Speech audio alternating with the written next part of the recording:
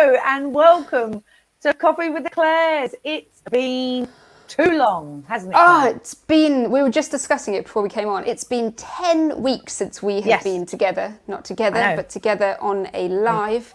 I've missed you, Claire. I know. I mean, we've had to go. We sort of had to have a trial separation, didn't we? And yes, we went and did some work with other people, and it was strange and beautiful. But it is lovely to be back. It's nice to be back, and the comments are flying in today. I know. There are, I can't even keep up with them. The one that I did really enjoy right at the beginning was from Helen Noble. Two pairs of presenters. One is knowledgeable and lovely. Wait, which one of us is knowledgeable and which one of us? Well, I think both of us, as in the pair, are knowledgeable and lovely. We're lovely to look at and knowledgeable. Okay. Yeah. And then there's Geraint and Rob. Yeah. It made me laugh. Thank you for that, and thank you everyone for joining us. It's lovely to be back. We have a fun show for you tonight. I do want to just have a quick chat about our sessions, Claire. I want to let everyone know, if you haven't seen a Coffee with the Claires session, then welcome to the OM System family. If you're not part of the OM System family, join us. Come, join the family. But we host this regular chat show where we invite guests on, we have a laugh, we have a chat, we look at some beautiful photos, and we talk with our audience. So we say hello to you all, and we have a good old chat, don't we? Yes. Yeah, and it's called a community session. The idea is you drop in with a cup of tea to say hello, catch up with your friends in the chat. This isn't a technical session per se. There are lots of technical sessions out there. We do an Ask Me Anything tech session, which is brand new. David Smith does his Tech Thursdays. So just be mindful that we're here for chat, and we're here to we're here for chat. And here in fact, photography. We have so many people from all over the world. So I am just going to have a quick run through. We've got people over in the UK from Surrey. I saw someone from Wales, Canada, Ontario, Canada. Yeah, upstate Leeds. New York, Leeds.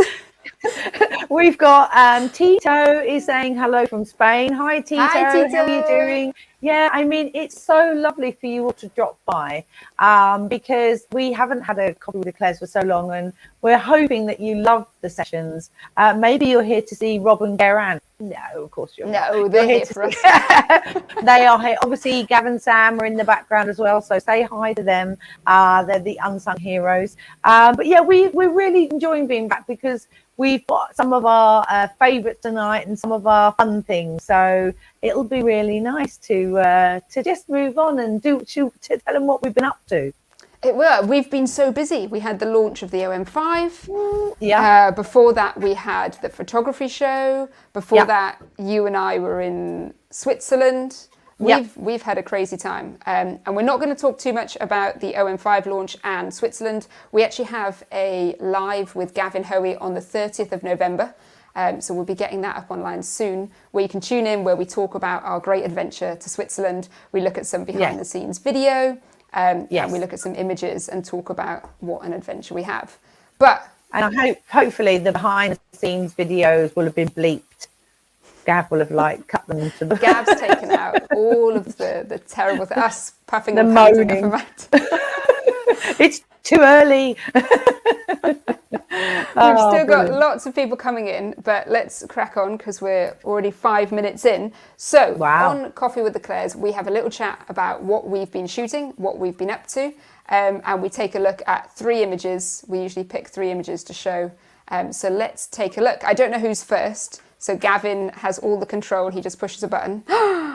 Claire, you're first. Okay, so that's beautiful. If I tell you all again that my hard drive is still in the hospital and I don't have any images and blah blah blah, you know the story. I wanted to do something bright and to remind us of summer because the weather has really changed. Yes. And it's really rainy, really dark. I mean, not really getting out much. So I wanted to show something that was very cute and very nice. I wished I'd used a slightly smaller, wider f-stop, so that a bit more would have been in focus, but it just jumped out of the corner and there I was, and so wasn't prepared. But I just thought it was cute. I love it. To show a nice, warm, squiggly picture. And what did you use to shoot this, Claire? What kit were you This using? was an EM1 Mark III, and this was with a 300mm f4. So, it's taken at quite a distance away. And as I said, it was taken earlier in the year, funnily enough, at the British Wildlife Centre. This was when we were at the British Wildlife Centre. Lovely. And hopefully we've got some more dates coming up next year for that, maybe Claire. Yes. So this is my warm, cuddly, lovely picture. I just thought to warm the cockles of your hearts. Yes, it's definitely getting colder now, isn't it? Today especially, I feel it. Susie said, how gorgeous, Claire. What a cheeky face and bright eyes. I know. Love those little eyes. Oh, Rob, adorable. My hard drive died just last week. I feel your pain. Yes. So I can't even think about it. Hoping it'll be fixed soon. So, okay. Let's have a look at your second next picture. Oh, look at that bokeh. Yeah, so a couple of reasons I wanted to show this picture. It's a massive crop. It's a huge crop. But also, it's very much the season to do backlighting because you get a low winter sun, and even in really sort of murky conditions, because this was raining, it wasn't a very nice day, so I have had to sort of lighten it a tiny bit, but it was all done. It's all about the backlighting, and I just wanted to show that you can still get really pretty, lovely pictures in this weather. And it's one of my favorites. You can actually see the water coming out with 2 holes in the side of its mouth, which I love. And so, yes, I wanted to show the flamingo, just a sort of a portrait, more an arty version of the portrait of the flamingo. It's really great. I love the crop and the bokeh behind it. It's such a great image. Yeah, as I said, it's the crop, because actually behind there's 2 flamingos there. You can see 3/4 of the body and the legs. Thank you, David. That's a very nice thing to say. He says, what a striking and intimate image. And I just love it. But so that's my second image. Nice. And my third image. Oh. Now this is over to you guys. I found this fungi. What is it? I have found this fungi, and I want to see if anybody can name it, because I've never found it before. This is the first time. Do you know what it is? I know. I haven't looked it up. We could have asked Geraint. He's probably in the background. Well, this is why I thought, because he's the sort of fungi guy, but he knows some of the names, but he doesn't know all of the names. Does he know them all? So we could quiz him. We could do a fungi quiz. Right. Later. So does anyone in the UK? I reckon someone in the audience is going to tell us. It's weird, isn't it? It's grey, it looks like, and then it's like powdery. Yeah. So Keith Dips has asked, how big is the fungi, Claire? Well, it was about 3-4 inches tall. About 4 inches tall. So and about the sort of the size, I suppose, of a little bit smaller than that, about 55 mil in diameter. So a white stalk, which you can't see underneath. And as I said, I couldn't believe. I thought, what is that? I've never seen anything like it before. Well, hopefully I just wondered if anyone knew. Yeah, that's what I thought. Someone will be able to. Bob says, "Don't eat it." I don't eat anything that I can't identify. So I thought it'd be quite interesting to throw it out there, because it is fungi season, and someone might have seen it and will be able to tell us what it is. Okay, that's everyone's job in the comments. Go look, Google, look at your mushroom books, or maybe you just know, but yes, let us know. So, Claire, what about you? What have you been shooting? Do you know what, Claire? I've been all over the place. You have been all over the place. It's been a mad September and October. It's been very, very busy. Oh, someone's given us the name. Whoa, it's a Leathery Earth fan. Josh. I love that. Sounds made up, but I'm going to believe him. Yeah, Someone else has said there's more coming in there. Wow, it could be a brittle gill. Okay. I'm loving it, but we've had a few people say, "Oh, wow."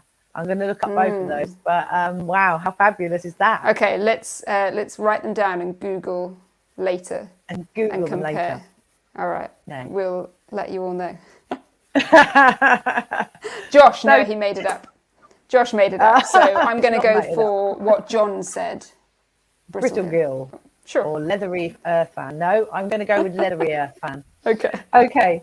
So, Claire, what have you been shooting? Tell us. Well, a bit of warmth for this cold day as well. In October, I took a little holiday to Dubrovnik.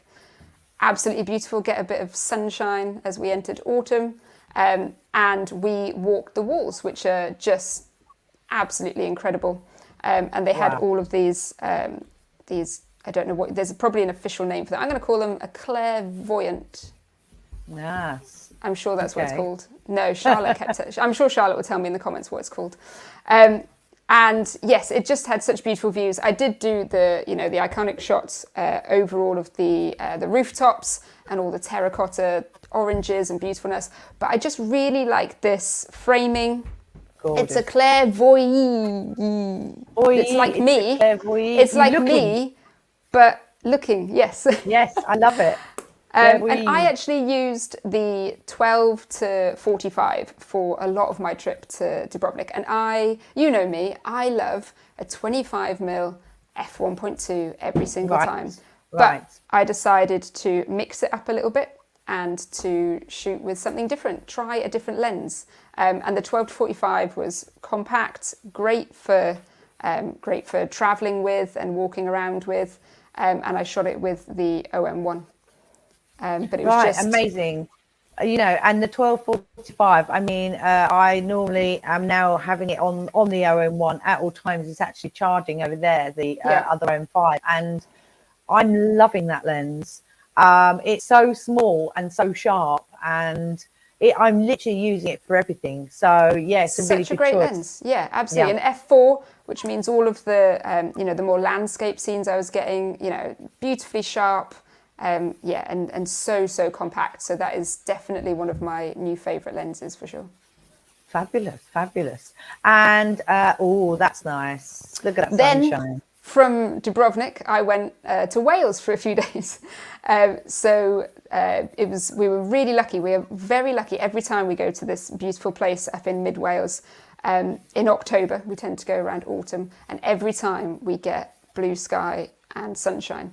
It was morning light, so it was sort of early morning, 9-10 o'clock, and I think I shot this with the 25. I think I went back to the old faithful of 25mm 1.2 for this one, and I just loved the light coming through. I love doing a sunburst, getting that aperture right up, and getting that shot through the trees. So I just thought the light, the framing, and the nice quiet country lane was really, really nice. So and this is on the OM1 as well. This is on the OM1, my absolute favourite. I shoot with it all the time now. And it's just so compact and so small. We also did go to a couple of waterfalls and use live ND. So that was really cool to use that a bit more and get a bit creative with that. So lots of fun. I know. I mean, there's sort of we always keep banging on about the ethos of travelling light and being mobile, but my tripod there, it's actually there holding up the camera. Holding up the camera for this. I don't often take it out now. I mean, there's always a small or tiny one in the car for certain things, but I am enjoying not carrying so much kit. It's always our love, isn't it? And Bob has said live ND is off the hook cool. It is absolutely off the hook cool. It is an incredible feature. Really, really cool. You've done quite a bit with it, haven't you, recently, Claire? Yeah, I mean, live ND is just, when you look at how much kit you used to have to carry for live ND, and ND filters are so expensive if you buy the quality ones, which you need, and a tripod, and you talk £200-300 for something decent, and you just go with your camera. Just the camera in use. That's it. And it's a crazy pit of technology. Whenever I do ND, when I went to Wales after the photography, I took so many pictures of the waterfall. I literally thought, stop. Yeah, stop, no more. Because, it's over OD. Someone's asked, do you prefer the 25mm to the 17, or is it just what you had with you? I personally prefer the 25mm. It's what if you have followed Coffee with the Claires, it's a running joke that it's all I ever shoot with wide open at f1.2. Everything. But no, I love it. I think it's great, and it's a really great lens. The 17mm is also brilliant, wider. I know you're a fan of the 17, aren't you? Love the 17 because you can go so close with that lens as well. So the macro stuff you can do on the 17 is insane. I remember when it came out. Yeah, it's fantastic. So close. I remember we did an event at Kew Gardens and everybody went off with all my macro kit and I was left with the 17 1.2 in Kew and I thought, what am I going to do with this? And you work a bit harder and then all of a sudden there was this little lightning moment that you get. You know, I would have like a sort of blossom to the left and then a view of beyond that. Oh, love that lens. Love that lens. Oh, look at this little fungi guy. That was huge. Wow, how cute. Big. Yeah. Wow, great, isn't it? So this was shot again with the OM1, but this time with the 40-150. I think that lens is just incredible and so versatile. It was the 40-150 2.8, and just the bokeh in the background, the light that was coming through, it just made it for me. And it was just literally this big. And the detail on it is fantastic. Yeah. And it's our favourite time of year, isn't it? Get out, photograph mushrooms, fungi. Yeah, But also, like, another good reason to use the 40-150. I mean, we literally can put that lens in any bracket of photography and go, 40-150, just because of the way the telecentric lenses are made. Absolutely. 40-150, you can shoot portraits, you can shoot long wildlife, you can shoot fungi. I mean, what can't that lens do? This mushroom is a parasol mushroom. Thank you, Keith. Nice. Keith, we love Keith. Thanks, Keith. And we do have promotions running on lenses at the moment. So depending on where you are in the world, take a look at your online shops and your retailers because there are some really fantastic lens offers and savings at the moment. Yeah, wonderful. So just do a couple of hellos. Jane Goff is on. Hello, Jane. Hi, Lovely Jane. to see you. And Terry's in. And we've got lots of people. Susie's in. It's so nice to see you all. Annette's in from Stockholm. I'm off there again the weekend. I saw someone that just woke up in Honolulu. Yes. Aloha. Yes. Oh, aloha. Very good, Claire. I love that. Aloha. So, yes, I don't know if we did the T's and C's earlier about not clicking on any spam. But if there is any spam out there, Charlotte's on it anyway. But just remember not to click the spam if there is any. We've got a couple of great comments about the 40-150. John said, great with the 2x converter. It is. It's fantastic with the converter. It is beautiful. Yeah.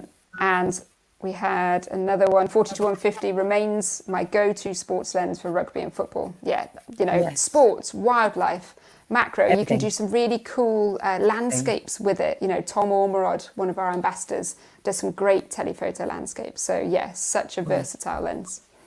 And Peter Wiles goes back to the ND thing saying, love the live ND, it's fantastic, but had to change the preview settings as made me feel a bit queasy. Me too. I turn off the simulation because it's, so if you are using live ND and you're looking through and it's all going crazy, in the menu underneath the live ND settings, it says live simulation. Turn that off. And your camera and viewfinder go back to normal, still shooting live ND. So just the tip there. So Claire, before we bring on our two special guests, we have one question. Does the OM1 have in-camera focus bracketing? Oh wait, I've lost it. Here we go, with a final still in camera. That's from Larry Mathewson. Yes, Larry. Focus stacking gives you 15 images in camera, and the 16th one is the stacked one. If you want more images, you would go to focus bracketing and then use an external software program to stack them yourself. But you can hand hold 15 images. You don't have to use a tripod. Incredible. It's amazing. So that again is the joy of the system. Flick out the screen so you can get nice and low. Honestly, you're going to really enjoy that. Focus stacking is so much fun. You get addicted to focus stacking. Yes. Okay, speaking of focus stacking, one of our next special guests loves to focus stack. We have the wonderful Rob and Geraint joining us, UK ambassadors. But before they do, let's take a look at this little video of them. Hello. Hello, how do you do? I am not Geraint Radford. I'm not Rob Cottle.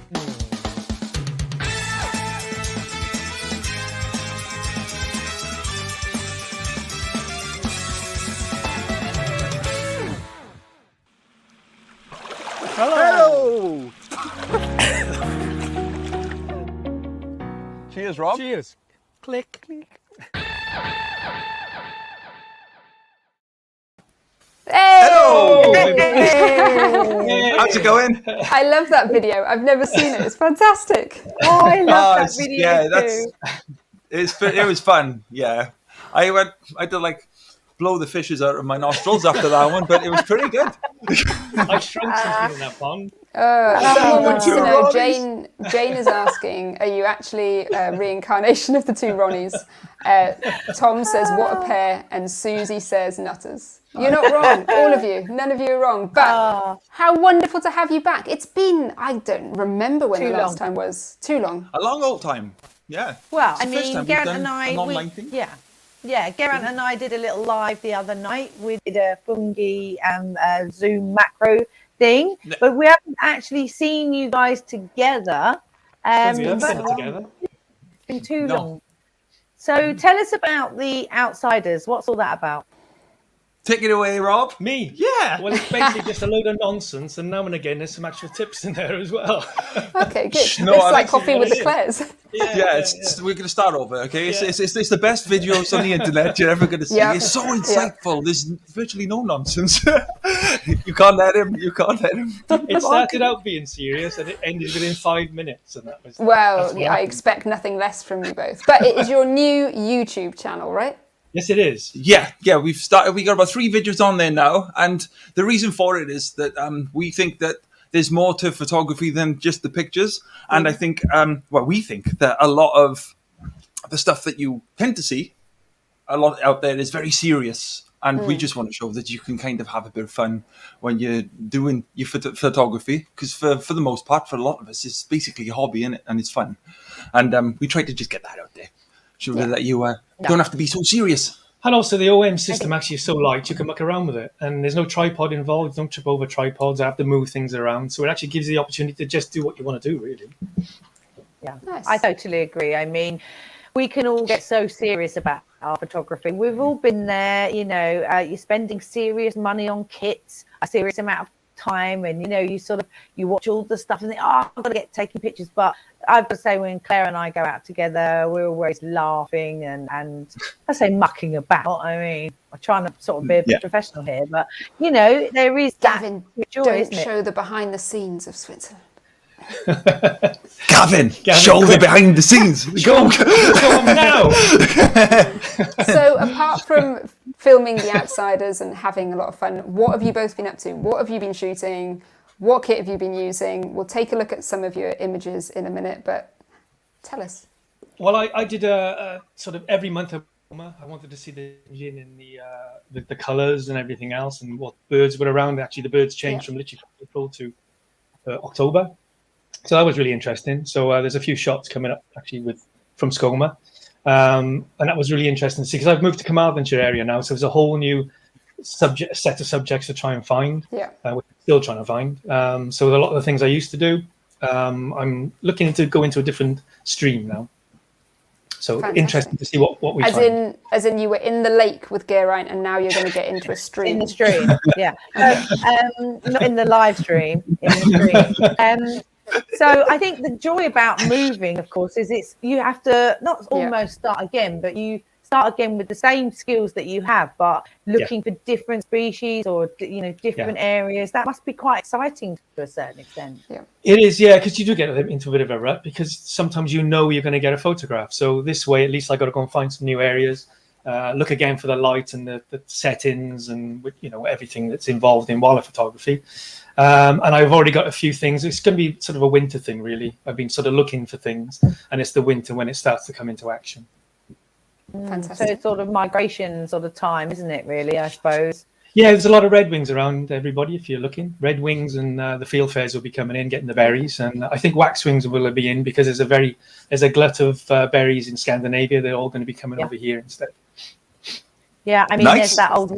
there's that old wives' tale when there's berries, it means we're going to get a bad winter. Oh, I doubt it. It'd just be warm. Just Nice. It's lovely so far. You jinxed us been there. good. Okay. What What about have you, you been up to, Geraint? Geraint? Mushrooms. Mushroom. Oh, before we start, hi, Mum. How are you doing? My mum's in the comments. Going to say hello. Hi, Geraint's mum. Hi, Hey, Mum. Geraint's mum. Yeah, so yeah, there she is. I've been just working on a couple of secret projects, but you will find out about them soon enough. I got some very exciting stuff in the pipeline. For the most part, I've been trying to develop a new set of sort of creative skills and to approach macro photography with a bit more of an artistic endeavor. I'm lucky that I've also moved. I moved last year, and I've dedicated a lot of my time to rewilding my garden. Luckily, a lot of it was already done, so I was just piggybacking off the hard work.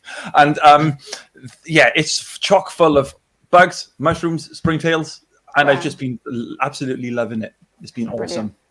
Those are workshops. So, yeah, fun stuff. So, Geraint, you're just saying that you're doing sort of more artistic fungi. I mean, is it because you feel that you've sort of done what you need to know in the sort of standard focus stacking, get this, get that, and now you just want to sort of bend the creativity a bit? That's it. Yeah. I was kind of technically obsessed. But macro photography, for the most part, especially at higher magnifications, you'll know, it's quite technically inclined. So it's taken me quite a long time to basically master that stuff to the point where now I can detach from it and start exploring more creative ideas. Yeah. And it's really fun, actually. It's fun. It's changed things. I've seen some of your new pictures and they are beautiful, but it's also lovely to see that you're actually quite open and honest about evolving, taking it to another level. You know, we shouldn't all just stay in our zones, and you know, try a bit more, you know, explore ourselves, you know, expand a bit more. Love that. It's so important. Just play with your photography. Don't be so scared of getting things wrong. Just have fun with it. And if it goes wrong, I mean, what's the worst thing that's going to happen? You could stumble upon a great image, just, you know, abstract and, you know. How many of us have had the best shots happen by accident? Innit? It happens to me all the time anyway. I accidentally get decent photos. The ones I try on, they're awful. I think the other thing as well is if you start going the arty route, you start to become more personal to you. So you've got more chance of being individual. Get style. Record shots, you could be anywhere with anybody. So as soon as you start going into the arty side of things, that's yours. It's your idea. Yeah, fantastic. So Jane Goff said definitely seen a more arty feel to your images recently. So that's nice. People are looking and saying, "Hey, they're noticing." Yeah. I appreciate that. Thank you. Good. Well, we've got a lot of your images to go through, and we've mixed it up. We've mixed it up this time. I'm not quite sure. So we're not doing. It's mix and match. Let's see. It's like roulette. It's one of mine. Yeah, that's one of mine. Well done, Rob. So focus stack. Shall I tell you about focus stacking? Yeah, I know anything about focus. Tell me, how did you do that? This is great. It's a one camera stack. Is it one camera? One camera. He's lying. So this is one of mine, and this is one of my recent ones. And what I'm trying to do lately is, if I'm photographing something like a tiny little springtail like this one, and look at the poor thing, hasn't even got eyes. I love it. It lives on like basically mud and stuff, so it doesn't need to look at what it's eating. We always do. That's what we do. Mud. It's not mud. That's a good cookie. Yeah. That's a good cookie. Back to the pit. Sorry, we're on the clock. So this one, I've got a secret technique here that you're all going to hopefully enjoy. Come on then. What is it? So you'll notice that there's a little bit of a story to this picture that you don't often get in the macro world. It's a little bit more of like a moment there. But what I had to do to get this shot was I noticed the springtail peeking at me from underneath that leaf. So I did a little focus stack of the mushroom and then waited for the springtail to come out from under the leaf and then shot that frame. So when I blended them all together, it ended up looking like that. So it's taken it's a bit of like street photography really, landscape, waiting for the conditions. But I had to like get the technical stuff out of the way first because there's so much. Sorry, 8-shot focus stack, one for the little bug, beautiful background. and I use my OM1, my 60mm, my FL900R with a Cygnus Tech flash diffuser, and some extension tubes. And we've got a question. How did you get the brown background, please? Oh, so that's by using a cloudy looking white balance. That helps because it warms things up. But also the foliage that surrounded the scene was brown. And you just kind of naturalistically edge that way as well. Fantastic. I love that the mushroom is white and the little springtail is white. The colours just, but it's like they match, don't they? Planned that. It's beautiful. Brilliant. No, it came out cool. The detail's excellent, and the colours, fantastic. He looks like he's, going to like the termite bus stop. He looks like he's sort of going somewhere. I off just to love catch it. a I love ride. it. Yeah, I wonder where he's going.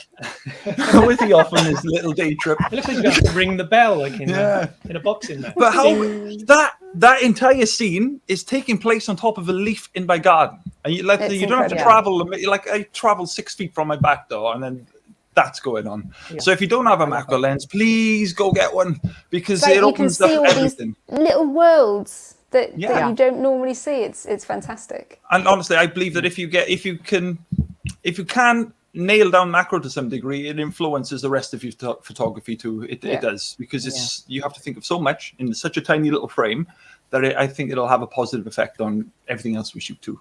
Yeah, wonderful. So a couple of questions. Whatever you said. Sue Micklemore says, how many focus points do you use? Oh, so in this scenario, it's effectively none, because I'm manually doing everything. But if I'm using, no extension tubes and just the camera and the lens, then I use all of the focus points. But I kind of select one at a time. But we've got like 2 billion focus points now on the OM1, something like ridiculous. So it covers the entire scene. I don't think 2 billion is the camera as well. Exact. No, I think it's 1,048, isn't it? It's 1,040 odd. Yeah. It's a lot anyway. Now as well. All the way down. 1,053. Oh, I was close. So I use 1,053, but one at a time usually, because you can get really precise. Excellent. So to keep us on track, we'll head over to Rob. Thank you. Oh. Yes. Rob, this is beautiful. There's Celandine. It's about March, April time, I think, if I remember. That was in the local woods to me where I've just moved. I actually went looking on a recce for birds and things, but I'm always on the lookout for a shot. And this is basically just lying on the floor, 150-400, I think, with the OM1 probably then. And I'm just literally finding one flower, focusing on the one flower, and the rest is always going to go to bokeh and to sort of diffuse background. So it's just finding just a way through the flowers, really. Yeah, it's lovely. And I love that you've got the flower, like you say, in focus, and then, it's just incredible. It becomes a dreamy idea, and that's really spring, because it's just dewdrops and, lovely light coming through. Justin, Jane says, lovely. Keith says, Jane. That's utterly gorgeous, Rob. Thank you, Keith. Yes. Talking about me or the flowers now, Keith? The flowers, both, of course, both. But yeah, absolutely gorgeous. And it's nice to see, I mean, obviously, you're a wildlife photographer first and foremost, but it's also nice to see that you're just looking at nature, like you say, wandering around, looking for your local area, trying to find what's to take pictures of. And this happens to be along the way. Gorgeous idea. And ultimately, this is wildlife shot, in as much as I use exactly the same technique for if it's a bird or for a flower. Exactly the same, very narrow depth of field, and just picking out the subjects where the background will work for you as well. Yeah, background is so important, isn't it? Andy says, giving great ideas. And that's it. These chats and these talk, they give great ideas to everyone watching. You can go out and try this for yourselves and see what different creative images you can get. Yeah. Inspiration. Nice. So Susie, you just that Susie says, this is right up my street, Rob. Bokalicious. Love that. You're my favourite photographer, Sue. No worries. That's what you say to me. Says it to everybody. Depends who says it to me. I thought I was your favourite. Yeah. I'm fickle. Oh, well, YouTube's off. You can put that back up, Gav. Chris says, I've just started shooting fungi with macro. quite different to shooting rock bands. Lots of new Yeah, bits good to man. learn. Love the hunting for them, especially the tiny ones. So, Chris, we are glad you are on board, because then this is the show for you, because this is all about what these guys do. Yeah, So, absolutely. should we have a look at another image? Last question. David Okay. asked, were you at ground level when you shot this, Rob? Good idea. Yeah, if you're not wet, you haven't done it properly. I was on my belly. I'm literally with my neck just about touching the ground. Yeah, every time. Yeah. Because it's the same as wildlife. You want to get at that level. Yeah, perfect. That's another one of Okay. mine. We'll talk about Is that one of yours, Rob? It's Were you awful. It's a little parachute. Look. It's got a little parachute. You got to practice more, man. That's a terrible picture. Okay, Geraint, talk us through this one.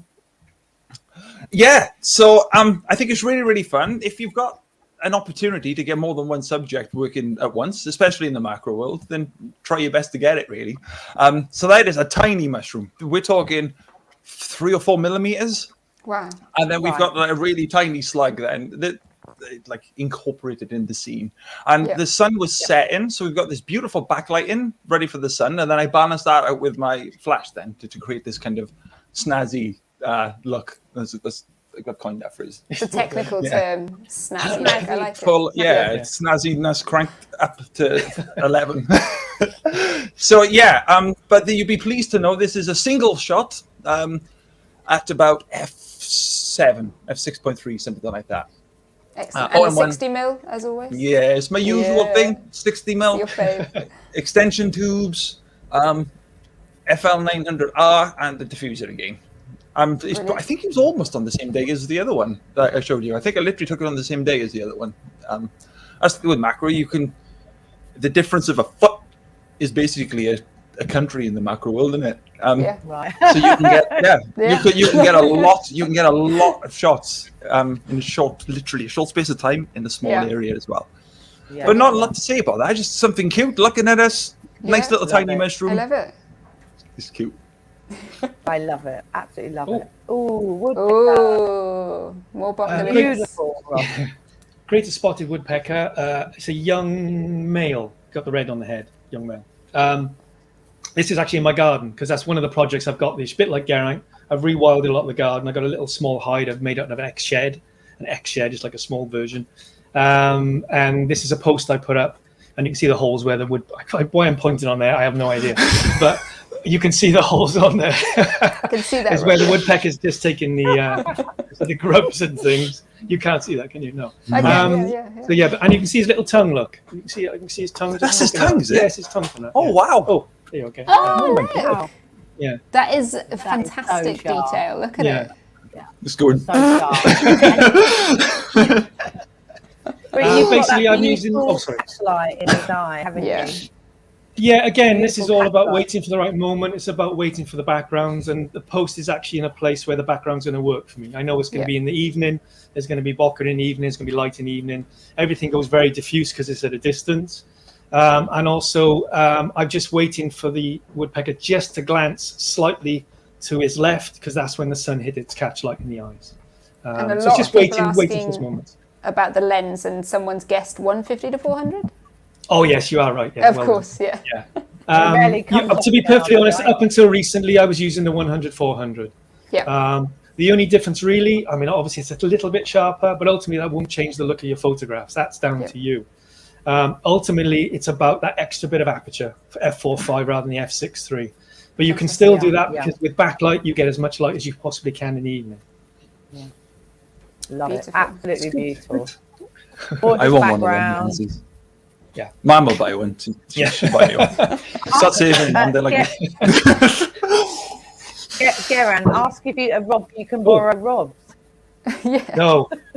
Rob won't no, lend it to that's- him. no. He won't loan it to him. I know what he's like with his equipment.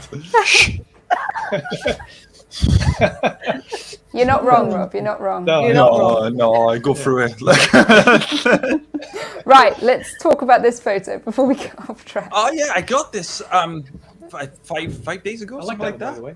This Yeah, is you great. don't know. I do like that bug. I like Wow. It's a cool bug, isn't it? Yeah, That's a beautiful. mite. What bug is it? A mite. Oh god, I spent ages on Google and now I forgot. Are there two bugs? Because there's two, well spotted. Ooh. So yeah, that one is like disguising itself, so we can't tell what it is. Oh, It's a poop bug. Right? Camouflage. It is. Wow. Yeah, but so that's on a little fungi. I think it looks like a dead man's fingers fungi.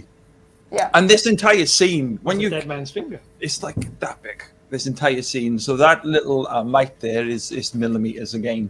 Yeah. But I was so happy that it just picked up one of his legs, because that's the thing that gives it a shape and makes us identify it. It separates it from his background. And I was so happy to have seen this little scene, essentially, this little story unfolding. And I think it's really, really cool. But I was with those two little creatures for about sort of 10 or 15 minutes, and they weren't really doing much. So I just sat there and waited for, from to get their act together. And thankfully they started moving around, and I'm pleased with that one. I think it looks gnarly. It's weird, isn't it? Good album Yeah. cover. I mean, it's always nice to have two bugs in the same shot, isn't it? I know it's always nice to have like a portrait and all, but actually having two bugs in the same shot, it just looks like they're sort of going to go up against each other. I just love it. Is that gold down his back? It's covered itself in like just bits of earth and mud and stuff like that. It's really, I think they do it to disguise themselves. So this is a focus stack. It's handheld again. And I think it was a 10 or 15 images. Ideally, I would have liked more, but things are moving. So I had to. You're given a lot of time, but I was grateful that I got that. I think it's quite a cool moment there. Loving the brown How vibes. do you see such tiny little bugs when you're in your garden? Are you down on your hands and knees with your binoculars? Yeah, you're just rooting around. But weirdly, once you get your eye in and you know what you're looking for, it does become simpler over time. Yeah, but it's funny, I could spot one of those from like 10 yards away, but I'll trip over a log like this big. So but it is true about what you said about spotting things, because my sisters and Tina, when we go out walking, they'd never ever seen fungi before, and then as I'm saying, they said they see it all the time. It's about what your eyes get tuned to. You just start looking for shapes or differences and nuances in the wood and the forest. So you do get used to it the more you go out, don't you? You do. So anything is practice and luck as well. And the thing is, the more time you spend there, the more the lucky you get, essentially. Yeah. Fantastic. Okay. Let's take a look.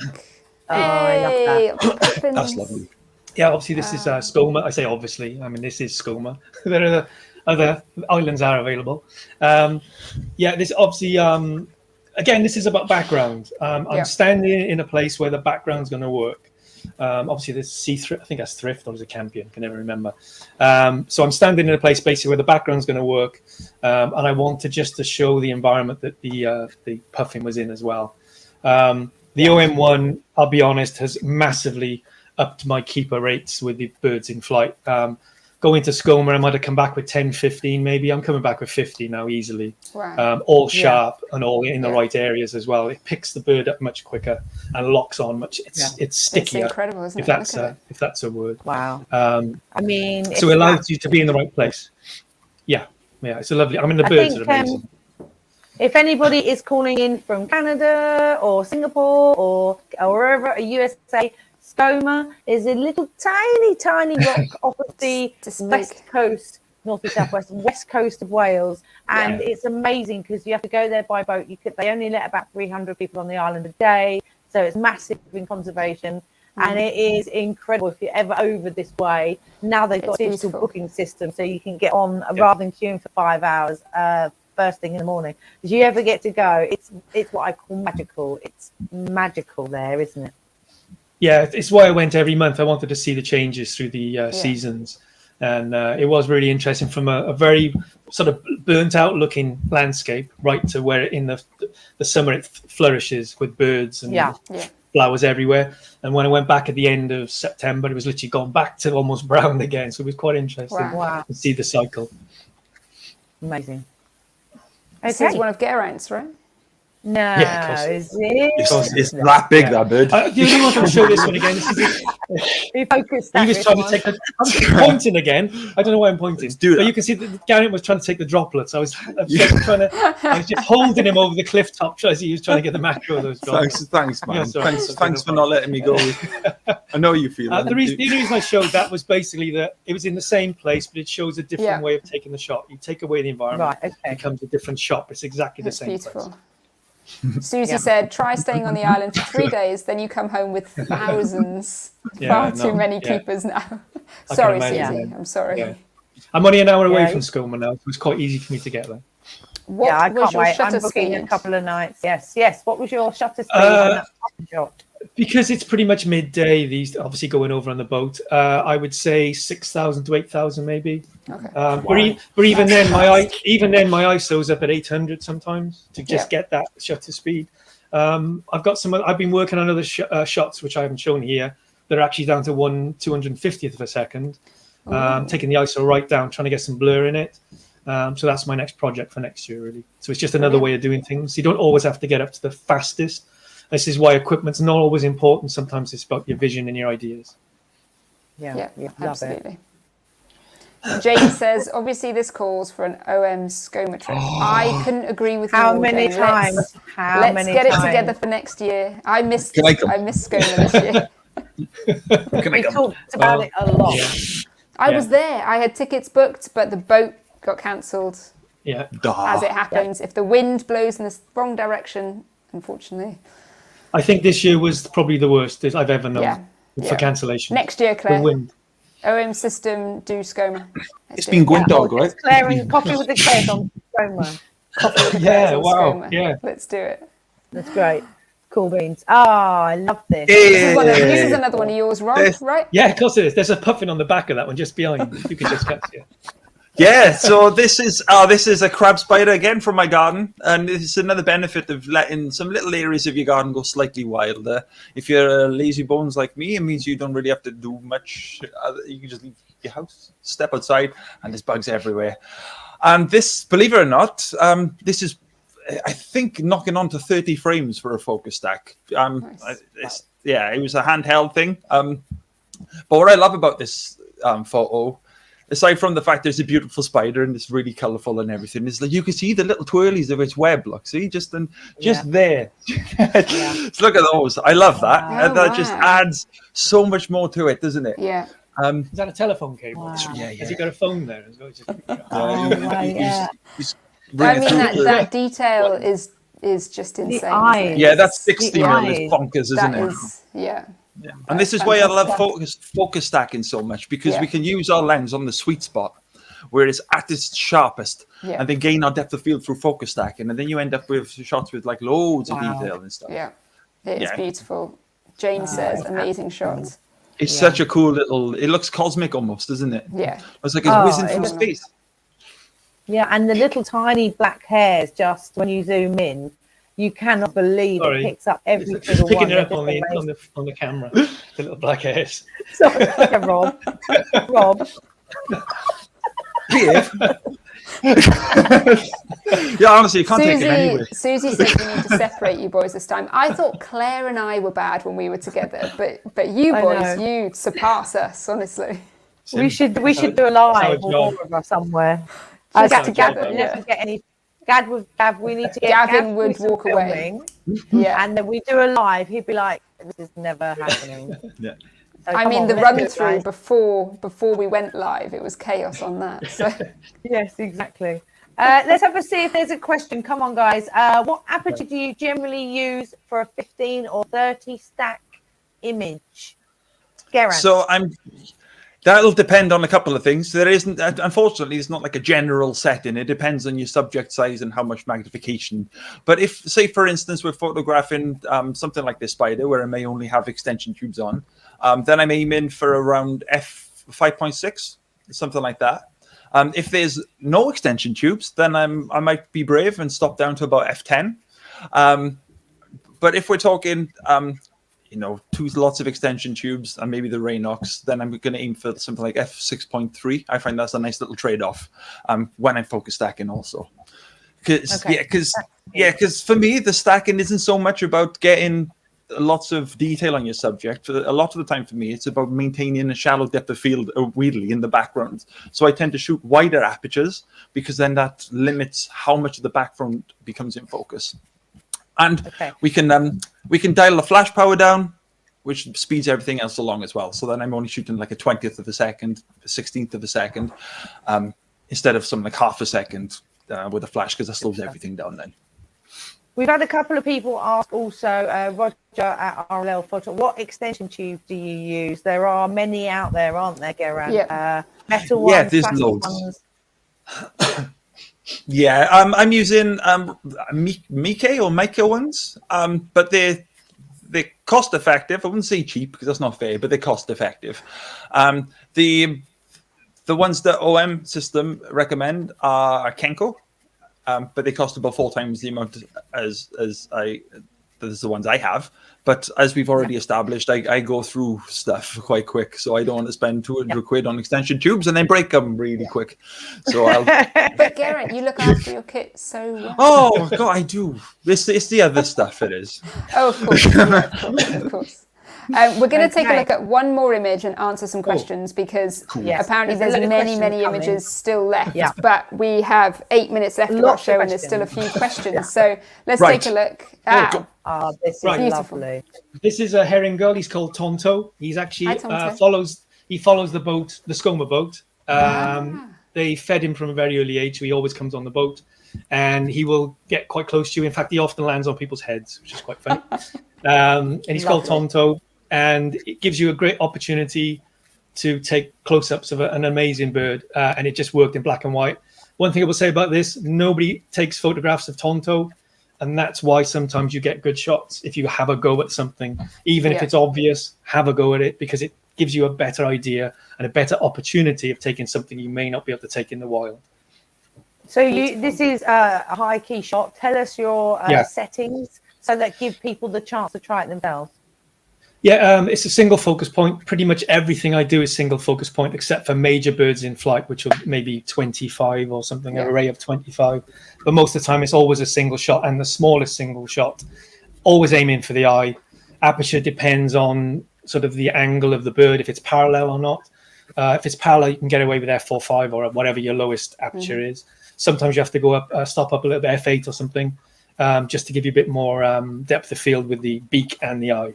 But the most important thing is always the eye. Sometimes it doesn't matter if anything else is out of focus. If the eye is in focus, it gives you that lovely dreamy quality to it. By putting into high key, it starts to blend into the background because the sky was a pretty dull blue, and blue tends to make bird shots quite dull. Okay. So I tend to go into black and white. And that's what someone asked about how you made the background white. I'm guessing that's because it was the sky and it was blank, and then it gave you the opportunity to. And because you've got a white gull, you can actually make that much more high key than normal, especially when a lot of the color goes into black, and that's what gives it the mascara effect on there. So you just did this in Photoshop or Lightroom as a? I use Capture One for everything. I only do minor processing, literally a couple of minutes. I don't go into anything else. It's just all done in Capture One. Brilliant. Beautiful. And we've got a question from Brendan. It's going back to the puffin shot. Yes. Did you take the puffin shot with Pro Capture or just a burst? Always a burst. I don't use Pro Capture, and the only reason I don't use Pro Capture is I like the challenge of taking birds in flight shots. It's not that Pro Capture is that easy, but it is easier, and I do like the challenge of taking the shots. I enjoy that part of the photography. Good stuff. We're going to roll through a load of questions. We've got a question from Roy Jenkins Packer. He says, if you had to choose, would you go for the 100 to 400 or the 40 to 150 2.8? Because he can't afford both, but he can't decide. Decisions. What would you do?